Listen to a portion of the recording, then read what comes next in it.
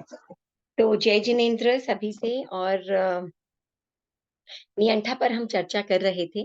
तो मैक्सिमम बोल हमारे हो चुके हैं एंड आज हम आगे बढ़ते हैं। तो हम रिकॉर्डिंग शेयर कर लेते हैं एक बार।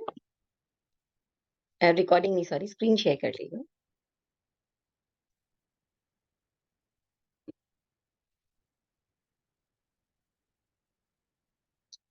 हमने कहाँ तक कर लिया था शशि जी? अच्छा, सॉरी, आपको तो म्यूट कर दिया है मैंने। अ,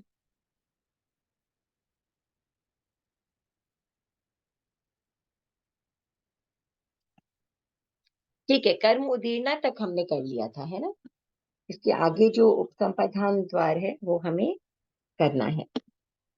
तो अब देखिए, उपसंपदान का मतलब क्या होता है कि कोई भी हम जो अलग अलग निर्ग्रंथ देख रहे हैं कि पुलाक जो है वो पुलाक को छोड़ करके और किस में जा सकता है, मतलब कौन सा निर्ग्रंथ बन सकता है, कौन सा साधुत्व, कौन सा संयम उसमें आ सकता है। इसको हम बोलते हैं उपसंपदान। तो पुलाक जो है वो पुलाकपन को छोड़ करके दो में जा सकता है, कषाय कुशील में जा सकता है और असंयम में जा सकता है। ठीक है ना? तो कषाय कुशील और असंयम में कैसे जाता है? कि कषाय कुशील में तो ठीक है, कोई कषाय कुशील होता है, वही जो है वो उसमें वो पुलाक निर्ग्रंथ बनता है और फिर वापस वो जो है वो कषाय कुशील बन जाता है। ठीक है, तो ये तो एक हुआ। दूसरा, असंयम में कैसे जाता है?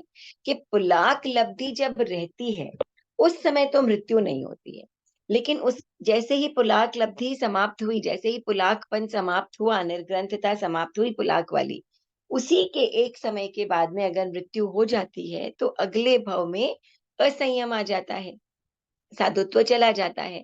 उस अपेक्षा से असंयम लिया गया है। ठीक है ना? तो ये हो गया पुलाक का। बक्कुश जो है वो बक्कुश छोड़ करके और चार स्थानों में जा सकता है, प्रतिसेवना में भी, कषाय कुशील में भी, असंयम में भी और संयम असंयम में भी। अब असंयम और संयम असंयम तो कैसे आ सकता है? कि मानिए साधुत्व नहीं पाला जा रहा तो व्यक्ति या वो जो साधु है वो श्रावक बन जाता है, उस अपेक्षा से संयम असंयम। या साधुत्व छोड़ देता है तो उस अपेक्षा से असंयम, श्रावकत्व भी नहीं है, कोई भी त्याग नहीं है, तो असंयम आ जाता है। और प्रतिसेवना और कषाय कुशील में कैसे? कषाय कुशील में तो जा ही सकता है, और प्रतिसेवना में कैसे जाता है?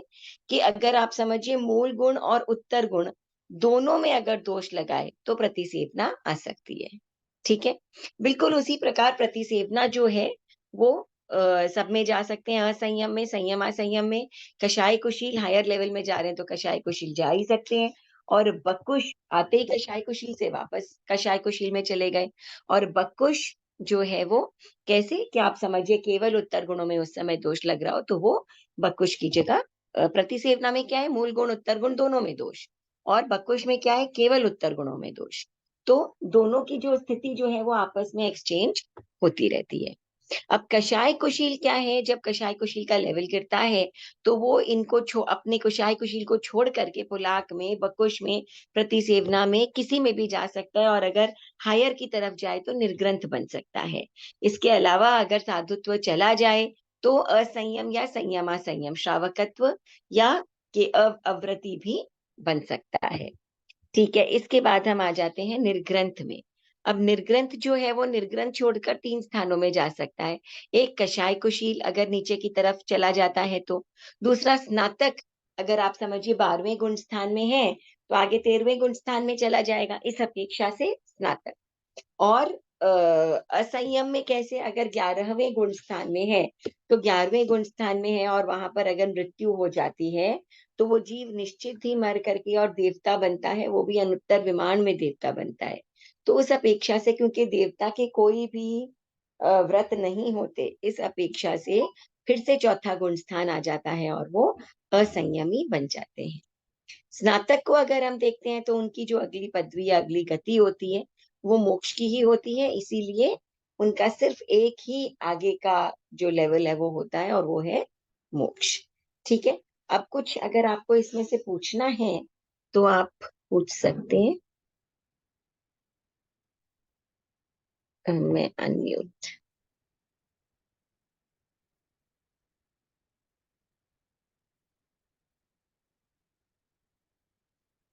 जी, कुछ पूछना चाहे तो पूछ सकते हैं। नहीं, भाभी वैसे समझ आ ही गया। बस पुलाक है जो वो मतलब हायर में ही जाएगा ना, नीचे नहीं जाता है ना, इससे संयम में जा सकता नहीं है। नहीं, जैसे क्या होता है कि कोई कषाय कुशील है, अब वो कषाय कुशील जो है वो तो श्रावकत्व जो साधुत्व पाल ही रहा है। अब उसमें अचानक क्या होता है कि पुलाक लब्धि सेवन की इच्छा हो जाती है, तभी तो पुलाक लब्धि का सेवन होता है ना। और जब पुलाक लब्धि का सेवन करते हैं तब वो पुलाक निर्ग्रंथ बन गए। और फिर वहां से वापस क्या होता है, प्रायश्चित करके इत्यादि, या जब भी उस स्टेज से उस फेज से निकलते हैं तो वापस जो है वो कषाय कुशील बन जाते हैं। और समझिए अगले ही समय में मृत्यु हो गई तो उस अपेक्षा से तो असह्य सही। आ जाता है। ठीक है ना? भाभी भाभी एक मेरी जिज्ञासा है कि जी। जैसे आपने बोला ना कि जो पुलाक वाले हैं, वो पुलाकपन को छोड़कर कसाई कुशील तो समझ में आ गया। हाँ असंयम में आपने जो रीजन बताया कि अगर अगले ही समय में मृत्यु हो जाती है तब हाँ उसको असंयम आ जाता है, तो फिर हाँ। क्या ऐसा भी हो सकता है कि अगर उसने साधुपन को छोड़ दिया तो भी तो असंयम आ सकता है ना उस उसके? समय नहीं साधुपन को छोड़ते ना, वो एक पर्टिकुलर समय है, ये पुलाक लब्धि अच्छा। का जब प्रयोग करते हैं तो उस समय हम्म। कैसे साधुत्व चला जाएगा, तो उस है ना? समय अगर नहीं जैसे हम्म। पुलाक निगलन की अवस्था के अलावा। अलावा वो और किसी में भी नहीं जाएंगे, वो वापस कषाय कुशील में ही जाएंगे, है अच्छा। ना? अच्छा। और हाईएस्ट बेसिकली क्या है, कसाई जो कुशील बकुश में है, क्या होता प्रतिसेवना है? है, कहीं हाँ मूल गुण का दोष है, कहीं उत्तर गुण का दोष है, कहीं दोनों का दोष है। हाँ और हाँ। कहीं पर क्या है कि वो लब्धि का सेवन कर रहे हैं, लब्धि का हम्म, प्रयोग कर रहे हैं, है ना? तो उस समय क्या है कि ये कषाय कुशील से निकल करके ही तो इन सब में जा रहे हैं, इजंट इट? और बकुश और हम्म, प्रतिसेवना में एक्सचेंज हो सकता है कि भाई वो मूल गुण में दोष, वो के मूल गुण और उत्तर गुण दोनों में दोष, है ना? हम्म, लेकिन at the end of the day इनका सबका कनेक्शन किससे हो गया? कषाय कुशील से ही हो गया ना। कषाय कुशील वाला अचानक से पुलाक लब्धि का प्रयोग करने लगा तो पुलाक निर्ग्रंथ बन गया। मूल गुण में हम्म, दोष लगाया तो वो बकुश बन गया। मूल गुण उत्तर गुण दोनों में लगाया, प्रतिसेवना बन गया। प्रतिसेवना में था और उसने अपना जो मूल गुण का दोष है वो स्टॉप कर दिया तो वो बकुश बन गया। रिटर्न वापस किस में चले जाते हैं? कषाय कुशील में चले गए।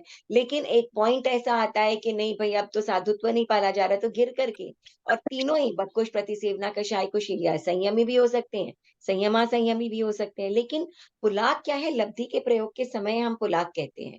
तो at this point of time ना कोई भी ऑप्शन नहीं है कि भाई वो जो है वो असंयम में या साधुपन छोड़ संयमा देते संयम हैं, में या साधुपन छोड़ बदकुश में देते या प्रतिसेवना में जाए।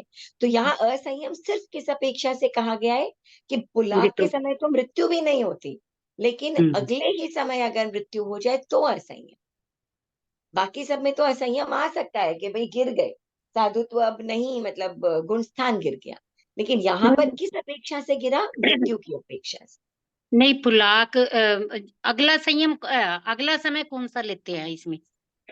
ठीक नेक्स्ट समय, जैसे इस समय पुलाक लब्धि समाप्त हुई एंड अगले ही समय में मृत्यु हो गई। पुलाक अच्छा, लब्धि का लब्धि। सेवन हैं। किया भाभी और अगले ही समय में मूलतः मृत्यु हुई। मूलतः और जो मृत्यु हो, साधु हाँ हाँ, मूलतः जो साधु है वो कषाय कुशील ही होता है। पुलाग ग्रंथि, पुलाग जो वो यूज करते हैं इसमें, वो पुलाग में कन्वर्ट हो जाएगा। और वो बकुल जो जैसे सभी में वही बात है। सभी में वही बात है। सरिता जी आप देखिए ना कि हम्म, कषाय कुशील जो है वो हम्म, छठे से लेकर के 10वें गुण स्थान तक हाँ है ना? हाँ हाँ तो हाँ। मेनली साधु तो कषाय कुशील ही हो गया। और कषाय क्यों? क्योंकि उसके कुछ कषाय हैं अभी कुछ तक, कषाय है अभी तो उसके कषाय भी, हाँ। कुशील है।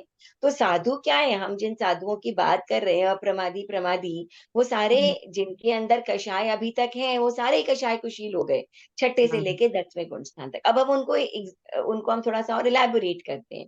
तो पुलाक लब्धि का सेवन किया तो पुलाक निर्ग्रंथ बन गए कषाय कुशील से, उस समय उनकी वो पोजीशन हो गई कषाय कुशील से निकलकर। अगर हम्म, उन्होंने समझिए जो है उत्तर गुणों में दोष लगाया तो बकुश तो बन गए। दोनों कुछ में नहीं लगाया मूल गुण उत्तर गुण तो प्रतिसेवना बन गए। तो अब हाँ हाँ रिटर्न कहाँ पर है उनका? पुलाक का तो कहीं नहीं है, वापस या तो कुशाय कषाय कुशील ही है, और अगर हाँ मृत्यु हो गई अगले ही समय तो फिर असंयम आ गए। ठीक है? हाँ बकुश और प्रतिसेवना में क्या, कषाय कुशील तो है ही, लेकिन आप हाँ समझिए मूल गुण में दोष लगाने वाले ने उत्तर गुण में भी लगा लिया तो हाँ। प्रतिसेवना बन गया। प्रतिसेवना वाले ने जो है मूल गुण में जो है नहीं लगाया, केवल उत्तर गुण का दोष हो गया तो वो बकुश बन गया। लेकिन बैक वापस कहाँ पर है? कषाय कुशील में ही है कि नहीं है? क्योंकि ये तो छठे से 10वें गुण स्थान तक है। अब कषाय कुशील से आगे, है ना, ये सारे दोष जब किस तरह का दोष लग रहा है, तो बकुश, प्रतिसेवना, पुलाक, ठीक है ना, अब समझिए ऊपर की तरफ जाना है तो कषाय कुशील कहाँ जाएगा? निर्ग्रंथ में जाएगा। अगर जाएगी। ऐसी स्थिति भी आ गई कि कंप्लीटली संयमी नहीं रहा, है ना, और असंयमी बन गया, संयम असमी संयमी बन गए, तो फिर वो आ जाएंगे आपके श्रावकत्व में या अवृति में। और अब निर्ग्रंथ में आ गए तो निर्ग्रंथ भी वापस गिर सकता है, आगे भी बढ़ सकता है। क्यों? क्योंकि 11वां वाला है वो डेफिनेटली नीचे गिरेगा, और हम्म 12वां वाला है वो ऊपर ही जाएगा। तो अब जो हम्म 11वां वाला है उसकी आप समझिए वहां पर अगर तो मृत्यु हो जाती है, अगर वो नीचे चला जाता है तो कषाय कुशील, अगर उसकी मृत्यु हो जाती है तो देवता बन जाता है, तो वो सही। असंयमी बन जाता है, और अगर हम्म, वो जो है आगे बढ़ जाता है तो वो स्नातक बन हम्म, जाता है। ठीक है ना? और ये स्नातक वाला जो है उसका क्या है, आगे कुछ है ही नहीं, मोक्ष। उसके तो मोक्ष ही है उसी भाव में। ठीक है ना? नाउ नाउ इट्स एकदम प्रॉपर क्लियर हो गया एकदम। प्रॉपर क्लियर हो गया ना? चलिए ठीक है, तो हम एक बार वापस म्यूट कर लेते हैं।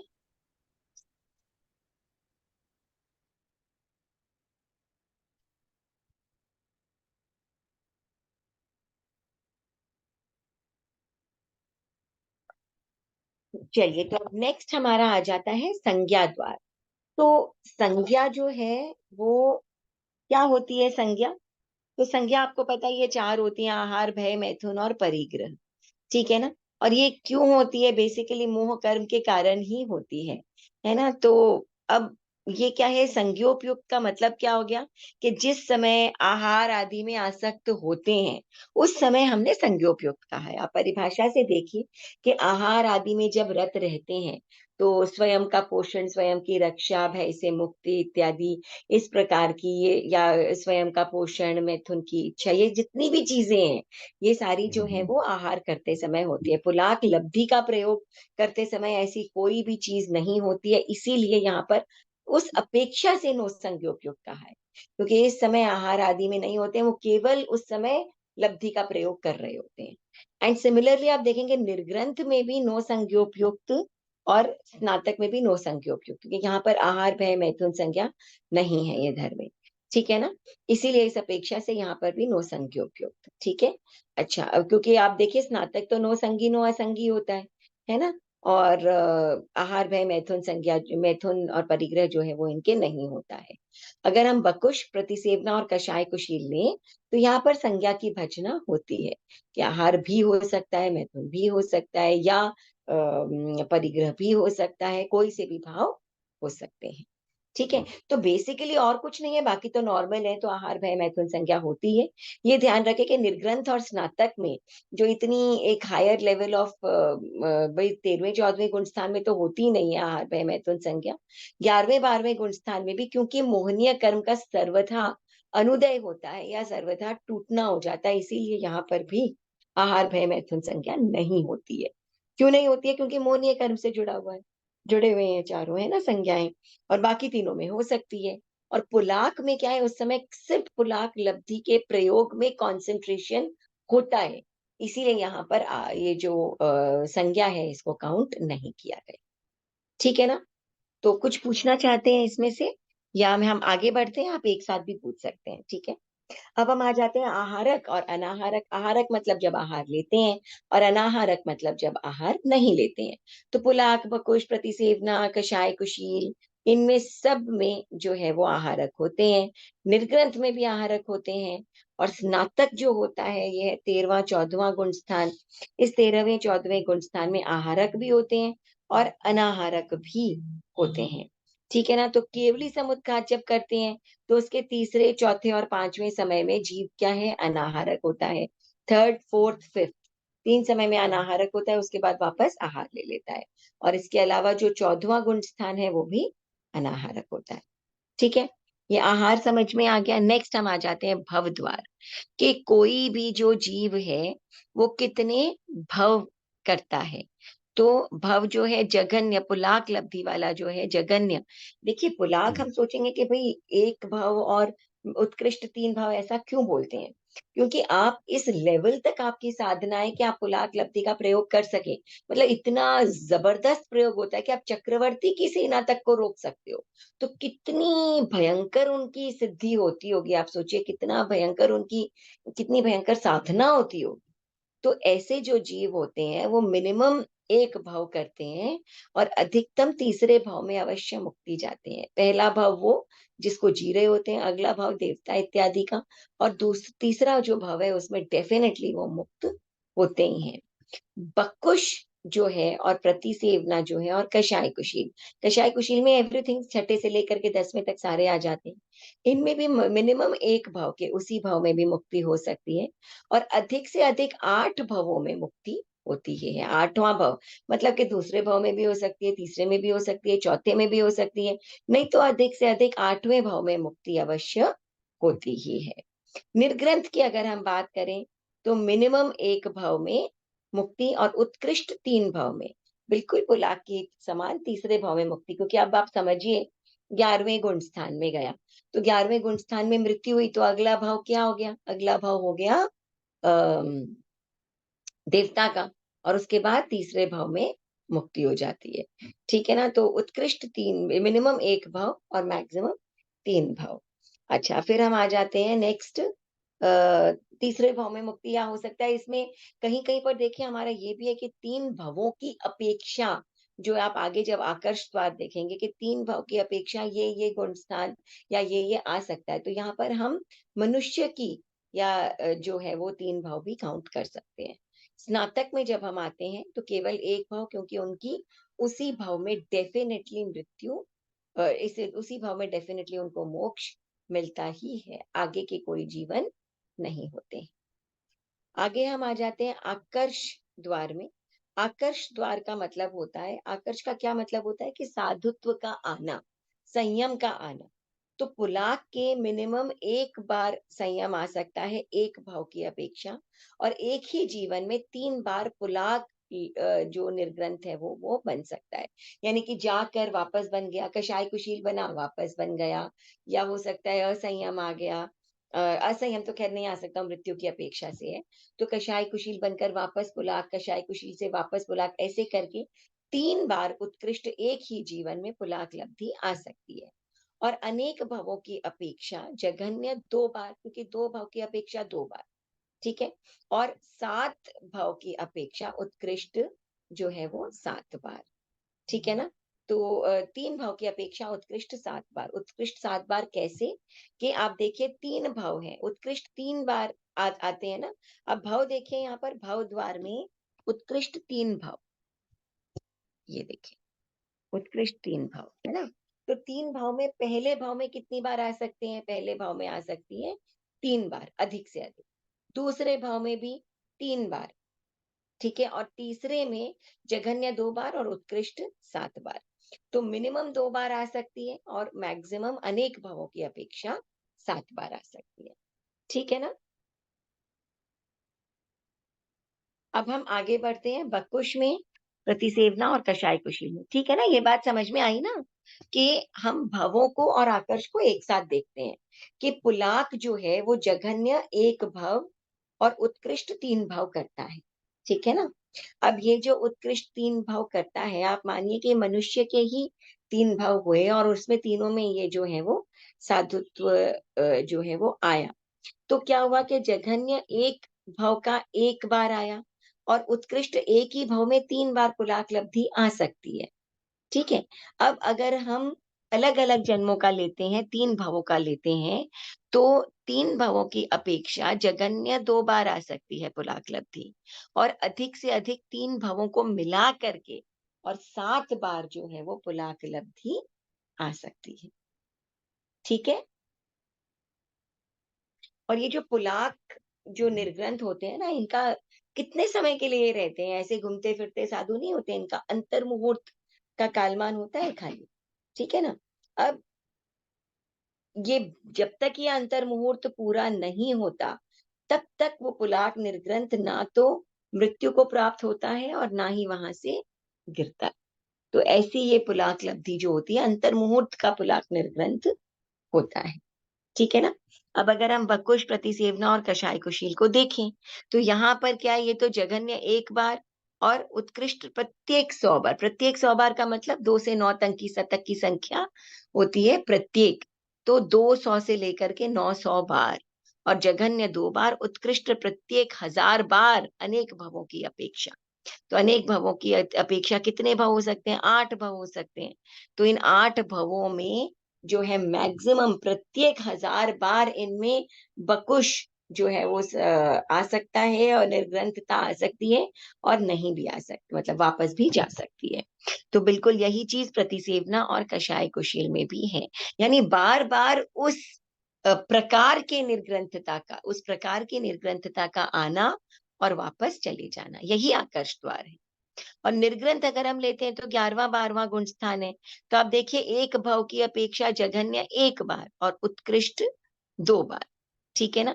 तो 1 बार और 2 बार, ये 2 बार कैसे है? 1 बार तो 12वां गुण स्थान आया और आगे चला गया, या 11वां गुण स्थान आया और जीव मर गया वहां पर, तो एक भव की अपेक्षा 1 बार हो गया। और यही समझिए नीचे गिर करके और वापस उठा, तो उसकी अपेक्षा हमने 2 बार ले लिया। और अगर उत्कृष्ट हम अनेक भवों की अपेक्षा से लेते हैं, तो जघन्य 2 बार तो आ ही गया ना, एक पिछले भव में और एक आगे के भव में। और उत्कृष्ट जो है वो 5 बार भी ये जो है वो आ सकता है। तो 5 बार कैसे आ सकता है कि एक भव में गिरा वापस आया, गिरा वापस आया, और समझिए मृत्यु हो गई या वापस गिर गया। अगले भव में भी 2 बार आया, तीसरी बार, 5वीं बार जब ये आएगा तीसरे भव में, तो डेफिनेटली वो क्षपक श्रेणी ही पकड़ेगा, ठीक है ना। तो फिर उसके बाद शपक श्रेणी पकड़ेगा, इस अपेक्षा से उत्कृष्ट 5 बार अनेक भवों को लेकर के। अब वो किसी भी बार शपक श्रेणी ले सकता है, लेकिन अधिकतम जो है वो 4 बार, जो ये 2 भवों में गिरने के बाद में तीसरे भव में फिर वो अगर उठाएगा तो शपक श्रेणी ही उठाएगा, ठीक है। और स्नातक जो है उनका तो वो एक ही भव है, और उस एक ही भव में वो मोक्ष चले जाते हैं, ठीक है। अब इससे कुछ अगर आपको पूछना है यहाँ तक तो आप पूछ सकते हैं। मैं मतलब ऐसे बहुत सिंपल से बोलते, लेकिन आप कुछ पूछना चाहें तो पूछ सकते।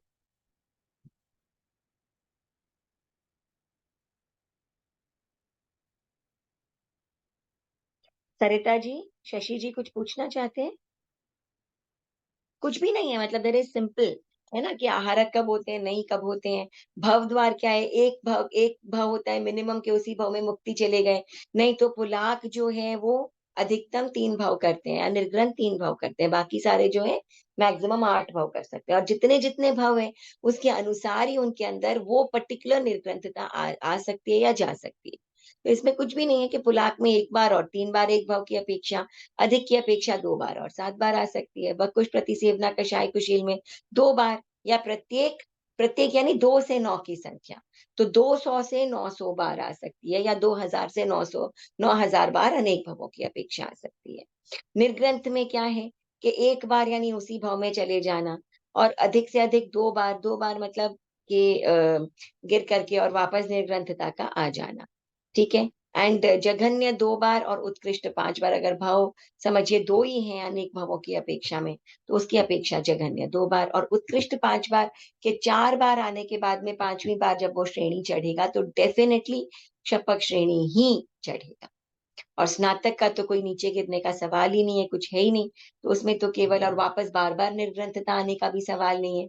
एक बार 13वां गुण स्थान आया तो आगे 14वां गुण स्थान, और उसके बाद डेफिनेटली जो है वो निर्वाण लिखा ही है, मुक्ति लिखी ही है, ठीक है।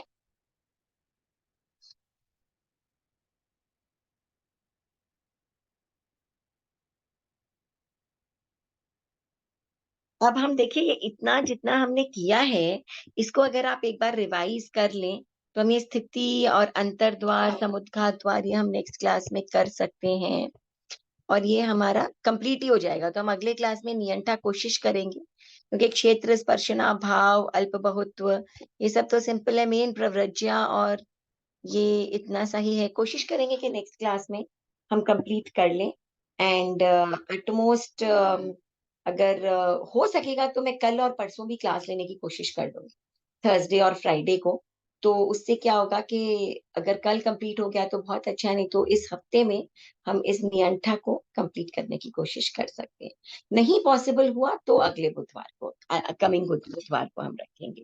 तो ठीक है, इसमें से अगर आप कुछ पूछना चाहें तो ठीक है, वरना हम वापस आ जाते हैं अपनी स्क्रीन पर।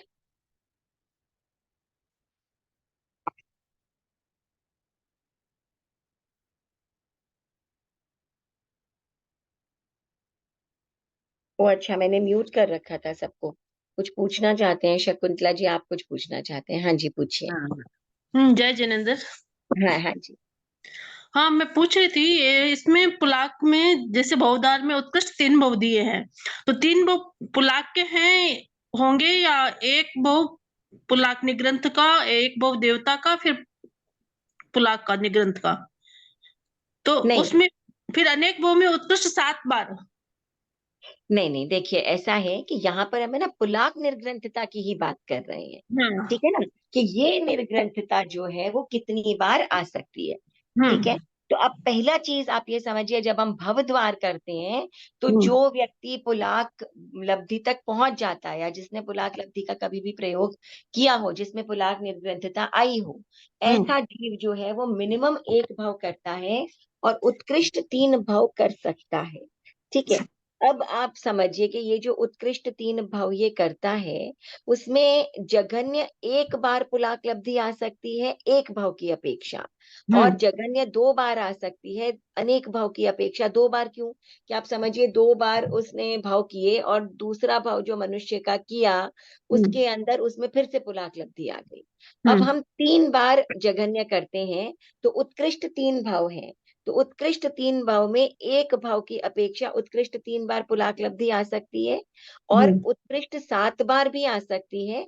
कैसे? क्योंकि 1 भाव में आप देखिए 3 बार आ सकती है ना, तो एक भाव में अगर 3 बार आ सकती है तो पहले भाव में 3 बार, अगले भाव में भी 3 बार, एंड लास्ट भाव में फिर 1 ही बार आती है। अच्छा, लास्ट में एक आएगी। हाँ, 1 ही बार आएगी, तो ये तीनों बहु अधिक पुलाक से निग्रंथ अधिक है। दे दिए हैं भाई। हाँ, तीनों बहु पुलाक निग्रंथ कहीं है, वैसा नहीं है भी एक नहीं, पुलाक तीनों भाव में वैसे नहीं है। तीनों भावों में पुलाक लब्धि आ सकती है, हाँ, इसकी बात है, आने को आ सकती है तीनों भाव। Thank you. ठीक है मैम ना? एक बार ये संज्ञा द्वार थोड़ा सा दोबारा बता दो। हाँ, देखिए संज्ञा में क्या होता है, संख्यार है, संज्ञा क्या है, आहार, भय, मैथुन और परिग्रह, और ये चारों जो है वो मोहनीय कर्म के उदय से होती है।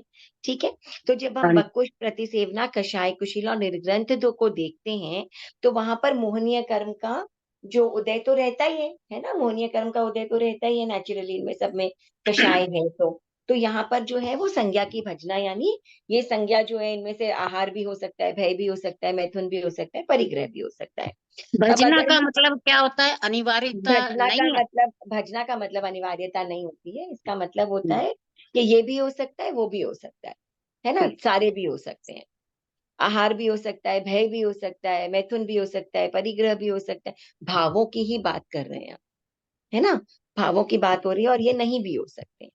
ठीक है, अब हम आ जाते हैं स्नातक में।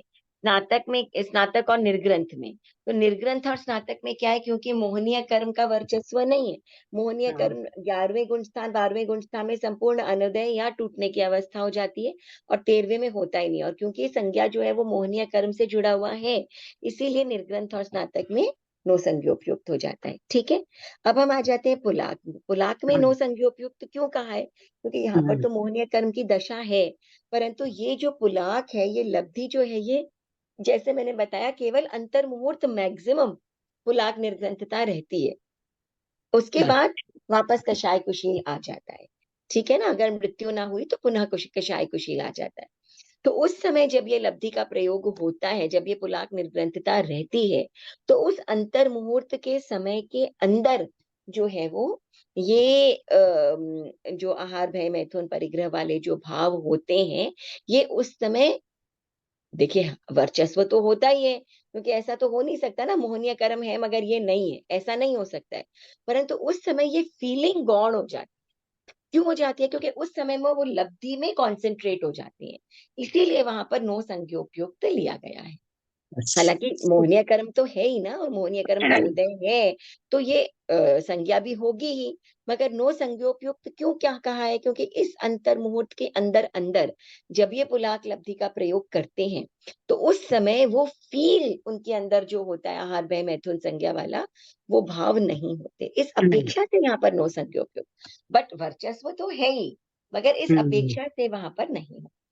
हाँ, ठीक है ना? बस यही समझ नहीं आया था कि भाई निर्ग्रंथ भी नो संज्ञोपयुक्त गुप्त है और ये स्नातक भी और पुलाक भी। हाँ, तो अब उनके समझ में रीजन आ अलग गया। अलग, रीजन अलग अलग है उनके। हाँ, रीजन अलग हो गया। ठीक हाँ, है मैम, ओके, ठीक है। एक थैंक मेरी यू मैम। जिज्ञासा है भाभी, एक मेरी जिज्ञासा है जी जी। आहारक और अनारक को लेकर है। मैं काफी टाइम से थी, मतलब वो मैं अपने आप को उसमें क्लियर नहीं कर पा रही हूँ। जैसे कि आहारक और अनारक जो हम लेते हैं वो हम कौन से आहार की अपेक्षा से लेंगे? ओज आहार, रोम आहार, कवल आहार, तीनों ही है, तीनों से ही तीनों ही हैं? आहारक होते हैं। ठीक हाँ है, तो ठीक है, तो हाँ तीनों को लिया हमने, तो हमने 14वें गुणस्थान को अनाहरक लिया।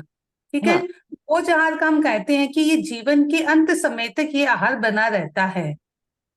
बस वो युगपति होता है, ये जो लास्ट जो एनर्जी लेते हैं ना, वहां पर ये लास्ट एनर्जी से वो जो ऊपर की तरफ जीव पुश हो जाता है, और वहीं पर कंप्लीट आहार की का 14वां गुणस्थान क्या है, कोई लंबा चौड़ा टाइम अब थोड़ी वो ना है। अब पूरी ली मतलब पांच पलक दस झपकने जितना टाइम भी नहीं है, उतना उतना टाइम ही भी नहीं है। टाइम। हम्म। तो उतने ही समय में कंप्लीटली सारे योगों का निरोध हुआ, आहार कंप्लीटली छूटा। उसके बाद कोई आहार की आत्मा को तो आवश्यकता है ही नहीं, ये शरीर है, शरीर बार बार आता है, तेजस कार्बन शरीर रहता है, लास्ट समय तक भी तेजस कार्बन शरीर तो रहता ही है ना। पर जैसे योगों का निरोध होता है, तो मन वचन और काया का निरोध हो जाता है, प्रवृत्ति का। तो वहीं पर ये अब समझिए तेजस कार्बन शरीर खत्म हुआ, तो उसके बाद तो सीधी मुक्ति है ना। तो ये काम युगपति होता है कि तेजस कार्बन शरीर खत्म हुआ, अनाहारक हुआ, और जीव जो है वो लास्ट पुश से उसका जो है अर्थ वो ऊपर की तरफ चला गया, बस। ये मतलब एक मुझे इसमें हमेशा जिज्ञासा रहती थी इस चीज की कि ये चीज ऐसे कैसे हो सकता है। वहां पर भी तो वो अ ई उ री ली जितना समय तो वह है ही, और ओजहार को हम कहते हैं कि वो हाँ, एकदम तो एंड ई तक उ री रहता है री हमारा, जितने समय में वो कंप्लीट काम हो जाता है। हो जाता है। अच्छा। हाँ, हो करके सारे शरीर छूट गए, सारे आहार छूट गए, सब कुछ छूट गया, और केवल अब जो रह गया वो अनंत ज्ञान, अनंत दर्शन, अनंत शक्ति संपन्नता और अनंत सुख, और उसके साथ में वो जीव हमेशा हमेशा के लिए जो है वो सिद्ध हो गया। मोक्षगामी बन जाता है। ठीक है। ठीक है, ओके भाभी, थैंक यू। वेलकम।